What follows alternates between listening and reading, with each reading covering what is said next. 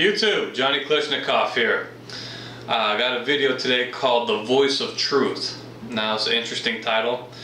So if I were to ask you what is the opposite of good, you would say evil.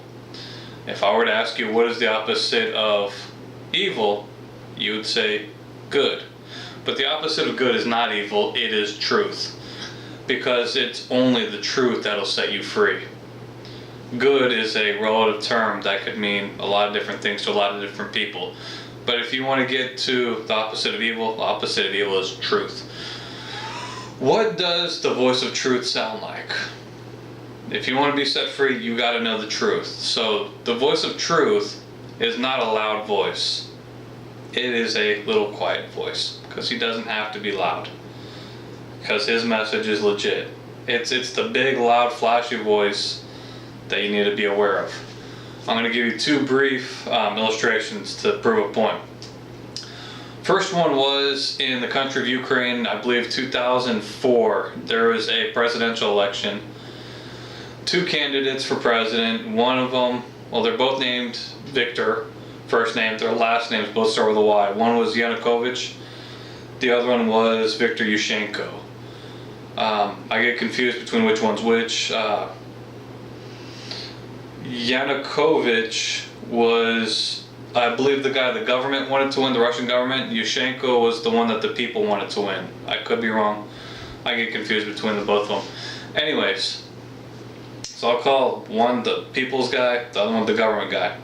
So they had the election, the people's guy was winning, and all of a sudden the government conveniently found some uncounted votes. So, of course, that was enough votes to get the government guy to win. And that night on the news, you have the TV screen, you got the big loud voice saying, hey, Yanukovych won, he's the one that the government won, life is good. During the same time, you have the little screen where you have the deaf interpreter. The deaf interpreter was saying to the people who understood the sign language, they were saying, it's a bunch of BS, the vote was rigged, don't believe anything that big voice is saying, it's a bunch of lies. So the deaf people who understood the message, they went to raise hell. They started a riot. They got, I believe, 500,000 or so people to go in front of the Capitol and demand a true vote. So they had a re-election, and the people's guy ended up winning. So that's a very real example of the voice of truth, which is the big voice on the TV. The voice of truth was in sign language. You can't even hear them. So, second example is one of my students. He was out doing whatever. He saw a car, and you got two voices. The one with the little angel talking, the one with the demon. Now, it's a common misconception that both of them speak of the same one. They don't.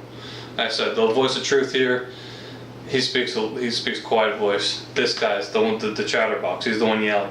The chatterbox started talking to my student and saying, hey, why don't you steal the car? Nothing's going to happen.